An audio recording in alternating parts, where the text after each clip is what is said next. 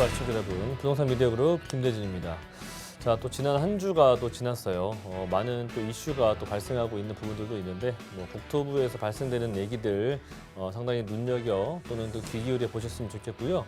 자, 오늘은 제가 많은 얘기를 좀 들어보면은 많은 사람들이 지금 집을 사도 되겠느냐라고 하는 그런 물음이라고 할 수 있는 부분들이 질문들이 상당히 지배적이에요. 많은 분들이 아직도 물어보고 계시는데요. 제가 그래서 준비를 해봤습니다. 우리가 2021년도 이 하반기를 준비를 해서 어떻게 포지션을 취해야 될지가 중요한 게 아니라 앞으로 2022년도 과연 내년 2022년도 시장이 어떻게 될지 그거를 한번 우리가 알아야만 지금 현재 우리가 취해야 할 포지션이 나온다라고 생각해 볼 수가 있을 것 같은데, 그래서 제가 오늘 또 준비를 해봤습니다. 2022년도 부동산 시장의 전망들 알아보는 시간 갖도록 하겠고요. 그 뒤를 이어서 두 가지 지역의 또 우수한 지역들 한번 만나보도록 하겠습니다. 자, 오늘 17강, 2022년도 부동산 시장의 전망입니다. 2021년도 하반기가 아니라 내년에 대한 부동산 시장의 전망이기 때문에 한번 들어보시고 참고를 해보시면서 내가 과연 어떤 포지션을 취해야 될지 한번 다시금 생각을 해보셨으면 좋겠어요. 자, 일단은 첫 번째는 일단 공급 감소. 제가 예전에도 이런 그래프를 보여드린 적이 있었는데, 자, 마찬가지로 같은 의미로 보시면 될 것 같아요. 일단 중요한 부분은 이 공급 감소예요. 급격하게 줄어들 수 있는 공급 감소 부분들인데, 자, 우리가 2018년도, 19년도 이때 인허가 부분들이 상당히 대폭으로 감소를 시키게 되면서 공급 물량들이 그 이후에 나타나는 한 4, 5년 정도 이후에 나타나는 공급량, 특히나 입주량들이 상당히 감소하는 폭들이 보여질 텐데, 자, 그래프를 보시는 것처럼 2021년도 올해 약 26만 1,000가구 정도 가량의 입주 물량이 발생이 됐습니다. 보편적으로 수요량이라고 하는 요 위에 빨간색 선이 보이실 겁니다. 수요량들은 보편적으로 약 한 26만 가구 정도 가량의 꾸준한 수요량이 발생하고 있는데, 그에 맞는 또 공급이 충분히 나타나줘야 되겠죠. 그래야만 시장의 균형이 나타날 수가 있는데, 수급에 대한 불균형이 나타난다면 어느 한쪽으로든 분명히 치우칠 수밖에 없겠죠. 그래서 우리는 공급에 대한, 특히나 수요량 같은 경우도 중요하긴 하겠지만 공급에 대한 이런 양도 충분히 체크를 해보셔야 될 필요가 있어요. 자, 그래서 2021년도는 중요한 것보다 일단 올해는 상반기가 거의 다 넘어갔으니까 우리가 중요하게 생각하는 2022년도를 보셔야 되겠죠. 그죠?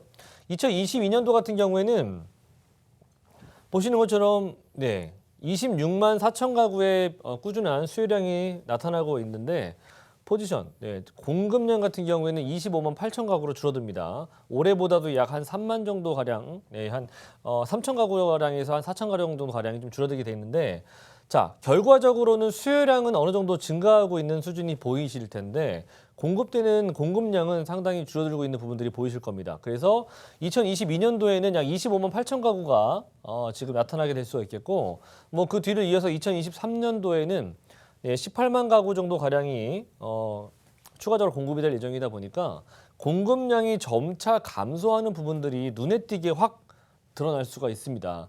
그래서 2022년도에는 이런 물론 2023년도에 비해서 공급량이 아직은 또 원활하다고 볼 수가 있긴 하겠지만 2023년도가 공급량이 확 줄어드는 부분들을 그래프라든지 통계 자료를 통해서 보신다면은 많은 수요층 자체가 2022년도라든지 2021년도 하반기에는 매수의 포지션으로 취할 수 있는 가능성이 높아집니다. 그렇기 때문에 2022년도에는 마찬가지로 가격이 상승할 수 있는 조건들이 상당히 두드러지게 나타날 수가 있겠고요. 2021년 제가 왜 2022년도에 이런 공급량이라든지 이런 부분들을 많이 봐야 되냐면 앞서 우리 또 그 부동산 시장이라고 하는 부분들은 또 히스토리가 있지 않습니까? 그렇죠? 2021년도에 비슷한 양으로 감소하게 되는 양들이 있어요. 2009년도, 2010년도에는 약 30만 가구가 공급이 되다가 2011년도에는 공급량이 거의 5만 가구 가량이 줄어들게 됩니다. 그러면서 25만 가구 정도 가량 발생하게 되는데 비슷하죠. 2022년도와 2011년도에 금리도 상승을 했었던 부분들이 있었지만 그럼에도 불구하고 전세값이 전국적으로 16.2%가 폭등을 했어요. 자, 이런 것들을 보자면 2011년도의 과거의 역사를 보자면 2022년도 또한 마찬가지로 지금보다 그때보다 더욱 더 안 좋은 상황이 발생할 수 있다는 점입니다. 뭐 그때랑 같은 포지션을 취한다라고 하더라도 뭐 유동성 자금이라든지 또는 지금 현재 임대차 3법 뭐 등등 임대차법이 상당히 또 이 시장 전세 시장 임대 시장 안에 들어와 있기 때문에 그런 부분들로 하여금 지금 전세 매물이 나올 수가 없는 부분들이 지금 대다수거든요. 그런 부분들을 생각해 보신다면 2022년도에는 더욱 더 높은 전세가의 급등도 예상해 볼 수가 있다는 점을 좀 말씀드리고 싶어요. 자, 그래서 제가 종합적으로 좀 정리를 해봤는데요. 일단은 우리가 좀 2022년도 또는 올해 하반기부터 우리가 주의 깊게 좀 체크를 해보셔야 될 부분들은 뭐냐면 이런 전세량들이에요. 지금 현재 이런 그 세금들이 상당히 많이 올라가면서 전세가가 급등했었던 부분들을 기존의 보증금은 그대로 냅두고 올라간 상승폭에 대한 부분들을 반전세 형태로 바꾸시는 분들이 많이 늘어나고 있거든요. 그러다 보니까 급격하게 늘어나고 있는 반전세와 월세 등등을 좀 체크를 해보실 필요가 있겠고요. 이와 같이 맞물려서 전세는 바로 없어지게 돼 있다는 점이에요. 수도권의 공급량은 줄어들고 있는데 전세량도 갑자기 막 줄어들고 있다는 얘기죠. 그렇기 때문에 전세가 점점 더 귀해질 수밖에 없다. 자, 그리고 두 번째, 서울 가격의 상승 부담감, 지금 현재 나타나고 있는 이런 시장의 반응이라고 보시면 좋을 것 같은데 급격하게 또 요 한 1, 2년 사이에 또 급격하게 또 올랐죠. 불과 1, 2년도 아닙니다. 1년도 안 되는 시간 동안 이렇게 많이 급격하게 또 올랐는데 자, 이런 부담감으로 인해서 지금 사도 될까라고 하는 그런 의구심 많이 드실 거예요. 그렇다 보니까 많은 사람들이 경기도라든지 인천 광역교통의 신설지로 많은 사람들이 많이 이동하고 있거든요. 그래서 지금 현재 서울권의 상승 부분보다 지금 경기권이라든지 수도권에 위치하고 있는 지역들이 교통이 또 원활한 지역들은 서울보다 더욱더 높은 금액들을 또 상승하고 있기도 합니다. 자, 그런 부분들 참고해 보시면 좋을 것 같고, 자, 세 번째 같은 경우에는 이 2번과 같이 맞물리는 내용이에요. 자, 수도권의 가격이 상승하다 보니까 서울 가격이 시각적으로 굉장히 저평가돼 있어 보이거든요. 자, 그렇다면은 다시 이 투자 수요라든지 또는 실거주 수요자들도 어게인 서울, 다시 서울로 향할 수밖에 없는 그런 내용들도 충분히 가능성이 있으니까 이런 부분들 꼭 체크를 해보시면 좋을 것 같고요. 자, 그리고 네 번째, 구도심과 신도심, 새 아파트 입주 물량이 역대급으로 지금 감소하고 있다는 내용들 제가 말씀을 드렸죠. 2023년도까지 왜 가격이 오를 것이냐는 그런 의견들이 지배적이냐면 2023년도까지 계속해서 공급량이 감소하기 때문이에요.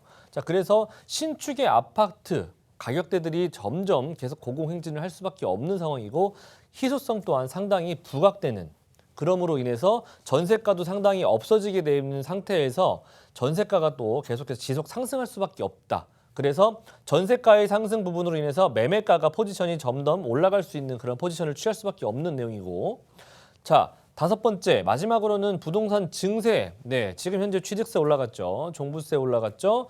양도세도 지금 현재 상당히 많이 올라간 부분들 때문에 진퇴양난이에요. 네, 그래서 이런 매수 수요가 지금 현재 차단이 됐기 때문에 이 매수 수요가 우리나라 국내 임대 공급의 80%를 차지하고 있었습니다.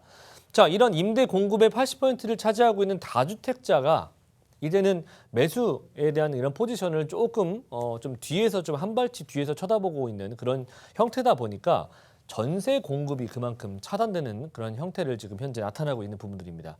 원활히 공급이 돼야 되는 그런 임대 시장이 점점 차단되는 수요로 인해서 기존에 있는 전세 매물마저도 반전세와 월세로 지금 변환되고 있기 때문에 전세 물량은 급격하게 줄을 수밖에 없다라는 점 체크해 보시면서 결과는 우리가 2019년도에 봤던 것처럼 똑같은 상황이 발생할 수밖에 없습니다. 자, 그래서 2022년도에도 마찬가지로 부동산 주택시장의 가격대들은 추가적으로 상승할 수 있는 포지션이 상당히 높다라고 좀 제가 말씀드릴 수가 있겠고요.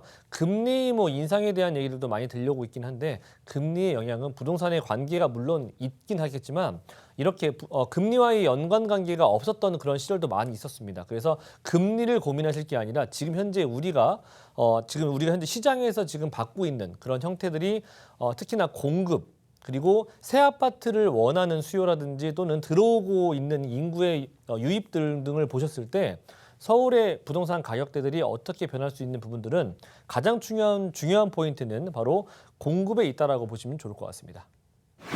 자, 양재역은 3호선과 신분당선을 갖추고 있고요. 더블 역세권 자리이지만 도시철도 라인과 광역철도망을 두 곳이나 갖고 있는 곳입니다. 거기에다가 추가적으로 GTX 얘기가 들려오고 있는 곳이다 보니까 이제는 트리플 역세권으로 바뀔 수 있는 대표적인 강남의 몇 안 되는 트리플 역세권으로 바뀔 수 있는 지역 중에 하나고요. 자, 추천 유형 같은 경우에는 투룸을 추천드려요. 네, 그래서 지금 주변의 시세가 지금 정말 솔직히 뭐 강남 3구 지가 어마무시하게 올라오고 있습니다. 하지만 이제는 앞으로 6억 원대 미만, 특히나 이제 뭐 사실 5억 원대 미만도 사실상 이제 눈에 볼 수가 없을 정도의 수준으로 치닫고 있습니다. 어떤 금액대가? 이 투룸의 금액대가. 하지만 양재동 아직도 우리는 기회의 땅이라고 할 수 있는 지금 현재 찬스가 될 수 있는 그런 금액을 보실 수가 있겠고요. 실투자 금액 같은 경우에는 2천에서 3천 정도를 투자할 수가 있는 그런 지역 중 하나고요. 조금 더 보수적인 금액으로 보시자면은 여유롭게 뭐 세금적인 부분들까지 포함한다면 한 4천 정도 준비해 보시면 좋을 것 같아요. 높은 거주 선호도가 가지고 있는 지역이에요. 생활 인프라가 좋은 곳이기도 하고요. 안정적인 임대가 가능합니다. 왜? 직주 근접성이 워낙에 뛰어난 곳이기도 하고 자체적으로 업무타운을 보유하고 있는 양재동이기 때문에 그만큼 충분한 임차 수요가 받쳐주고 있는 곳이다. 자, 그리고 경부고속도로, 지하와 그리고 롯데칠성부지 등등의 개발 호재들이 또 있기 때문에 미래 가치가 상당히 밝은 곳이기도 합니다. 자, 양재동이라고 하는 곳은 기본적으로 제가 앞서 말씀드린 것처럼 3호선과 신분당선을 갖추고 있기 때문에 더블 역세권 자리이고요. 삼성역에서 내려오는 바로 다이렉트 노선이 바로 GTX C 노선이 있기 때문에 앞으로 트리플 역세권으로 바뀔 수 있는 강남의 몇 안 되는 트리플 역세권 중에 하나라는 점 체크해 보시면 좋을 것 같아요. 그만큼 교통에 대한 호재로 인해서 충분히 시세 상승도 충분히 가져가 볼 수 있겠고요. 요즘 들어서 숲세권과 수세권의 프리미엄이 상당히 지금 정말 남다르게 작용하고 있는 이런 시대를 살아가고 있는데 그렇기 때문에 앞으로 숲세권과 수세권 이런 부분들을 필수적으로 가져가 보시는 곳이 좋다라고 할 수가 있는데 양재동은 또 그런 곳 중에 하나입니다. 뒤로는 매봉산과 말죽거리공원 그리고 앞으로는 양재천이 흐르고 있기 때문에 배산 임수의 명당 중에 하나라고 할 수 있는 굉장히 명당 중에 하나고요. 그리고 보편적으로 강남 라인들보다 양재동 라인들 같은 경우에는 많은 사람들이 한 번 들어가면 잘 안 나와요. 그 이유는 연령대가 높으신 분들도 상당히 좋아하는 곳이기도 하고요. 그 이유 같은 경우에는 평지에다가 강남을 관통하는 이런 수세권 라인들이 그렇게 몇 없습니다. 양재천 라인을 따라서 이제 뭐 탄천이 있긴 하지만 그 라인들 같은 경우에 한번 지도를 펼쳐놓고 한번 보십시오. 얼마만큼 가격대들이 비싸지고 있는지를. 자, 그래서 양재동은 그런 마지막 지역 중에 하나라는 점을 좀 말씀드리고 싶고요. 자, 그리고 양재동은 좌우로 봤을 때 여러 가지 상권들 그리고 이렇게 재건축 이슈들 그리고 대치동 학원가 등등이 또 존재하고 있기 때문에 여기서 올 수 있는 편의시설들 그리고 아이들 키우기 좋은 곳 그리고 재건축의 이슈로 인해서 임대가의 상승도 예상해 볼 수 있는 지역 중에 하나라는 점을 놓치지 않으셨으면 좋겠어요. 그리고 뭐 교통편도 상당히 좋죠. 그리고 경부고속도로가 바로 옆에 있기 때문에 일단 경부고속도로 지하화 사업에 대한 그런 부분들에 직접적인 영향을 받을 수 있는 곳도 바로 양재동이라고 보시면 좋을 것 같아요. 자, 그리고 일자리가 상당히 많은 곳이라고 했죠. 제가 저뿐만 아니라 많은 전문가들이 얘기하실 겁니다. 투자와 그리고 실거주는 어느 곳에다 하셔라? 대형 업무타운을 끼고 있는 곳에다 하시라고 하지 않습니까? 그렇죠? 그러기에는 양재동도 그런 충분한 조건을 갖추고 있는 지역이에요. 자, 위쪽으로는 강남에 정말 많은 일자리 타운들이 펼쳐져 있고요. 뭐 좌측편으로는 양재 R&D 연구단지와 정보사부지 일자리 타운이 조성이 될 수가 있는 조건들도 갖추고 있고요. 우측으로는 또 국제기록 복합지구 개발 소식이 워낙에 크잖아요. 그죠? 이런 개발들 바로 옆에서 삼성역에서 이제 양재역까지 한 정거장으로 약 2분으로 도달할 수 있는 교통편 또한 마련될 수가 있기 때문에 삼성동 국제기록 복합지구 개발 소식과도 접근성이 상당히 좋아지는 그런 것 중에 하나라는 점 체크드릴 수가 있겠고. 자, 교통뿐만 아니라 도로망도 잘 갖추고 있어요. 일단 교통은 뭐 말해 뭐 하겠습니까? 이 지역들 여러 가지 노선들을 다 갖추고 있기 때문에 뭐 어디를 가더라도 사통팔달 워낙에 좋은 곳이기도 하고요.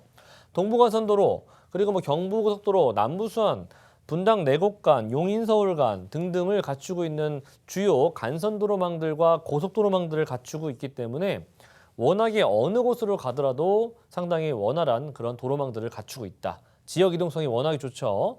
개발 호재 같은 경우에는 뭐 롯데칠성부지라든지 코오롱부지 등등의 여러 가지의 개발 호재들이 들려오고 있는데 결과적으로 만들어지는 내용 아니에요, 그죠? 지금 아직 뭐 시작 단계가 아직 오지 않았다 하더라도 언젠가는 개발이 되는 그런 호재입니다. 근데 개발이 됐을 때 어떤 것들이 중요하게 작용하느냐? 바로 지가예요, 지가. 왜냐? 이 용적률이라는 부분들이 바로 토지의 가격을 결정하는 중요한 포인트이기 때문이죠. 용적률 이렇게 올라간다면 토지의 가격이 그대로이겠습니까? 절대 그럴 수가 없죠. 그렇기 때문에 이제 이쪽 라인들, 뭐 지능 아파트 부지, 뭐 코오롱, 롯데칠성 부지 등등의 여러 가지 개발을 통해서 뭐 상업시설, 업무시설, 뭐 쇼핑시설 늘어나는 거 뭐 다 좋아지는 거 아시지 않습니까? 삶의 질 좋아지는 거 알겠는데 중요한 거는 뭐다? 용적률이다. 지가가 대폭 상승할 수 있습니다. 자, 그리고 GTX, C노선 같은 경우에도 제가 늘 말씀드린 부분 아니겠습니까? A노선을 놓치셨다면 우리는 C노선을 집중해 보셔야 되겠죠. 언제 완공이 되느냐? 목표 뭐 2025년도 두고 있는데 사람이 하는 일이다 보니까 뭐 한 1년 정도는 늦어질 수가 있긴 하겠죠. 하지만 결과적으로는 뭐다? 만들어진다. 예, 완성이 된다라고 봤을 때 삼성과 양재가 바로 한 정거장으로 이루어지게 됩니다. 그래서 양재동은 강남의 몇 안 되는 트리플 역세권으로 바뀔 수 있는 몇 안 되는 지역 중에 하나이고요. 자, 그리고 GTX 신호선을 통해서 지역 이동성이 원활하게 빨라지는 부분들 참고해 보시면 좋을 것 같아요. 자, 그리고 우리가 또 하나 놓쳐서는 안 될 중요한 포인트가 있죠. 바로 이 신분당선입니다. 우리가 9호선을 놓치셨다면 신분당선을 놓치시면 안 됩니다.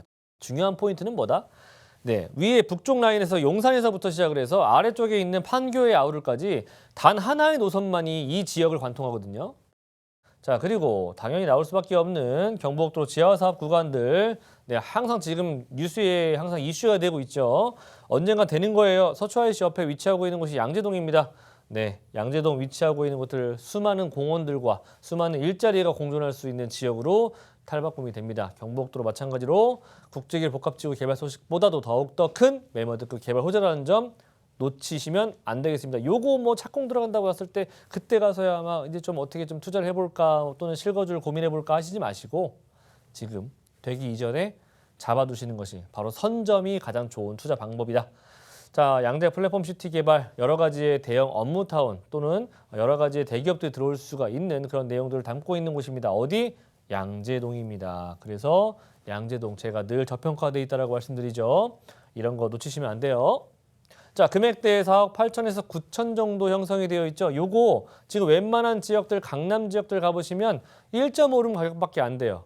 자, 그렇기 때문에 투룸으로 접근할 수 있는 아직은 조금 미흡하기 때문에 개발을 할 게 많은 겁니다. 자, 그렇기 때문에 양재동 추천드리는 거고요. 자, 전세 시세는 꾸준하게 오르고 있는데 4억 5천에서 7천 정도 형성이 되어 있다고 보시면 좋을 것 같아요. 그래서 투자 금액은 최대 한 3, 4천 정도 보유하신다면 될 것 같고요.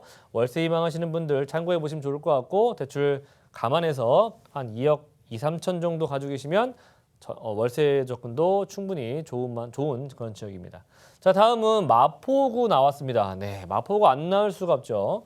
망원동 같은 경우에는 예전에 과거 오세훈 서울시장 분께서도 망원동 라인들의 일부, 특히나 마포 지역의 대다수의 재개발 지역들을 많은 지역들을 고민하셨는데 그렇기 때문에 제가 망원동을 준비를 해봤어요. 여기서는 이제 뭐 망원동은 대규모 단지형 아파트가 없어요. 그렇기 때문에 이제 단독 아파트 뭐 한 두세 동 정도 되는 그런 아파트를 추천드리겠고요. 지역 같은 경우에는 일단 망원동 같은 경우에 편리한 생활 인프라로 갖춰져 있는 것 중에 하나예요. 선호도가 높은 지역이기도 하고요.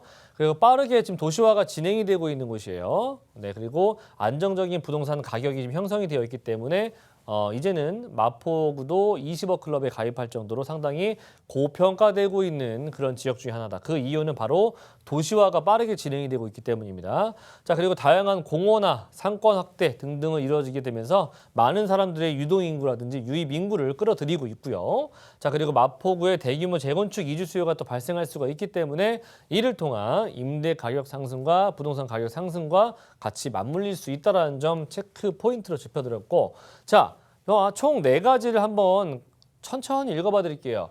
자, 도시가 발달할수록 숲의 가치도 상승하고 있습니다. 그만큼 숲세권의 프리미엄이 높아지고 있다는 얘기고요.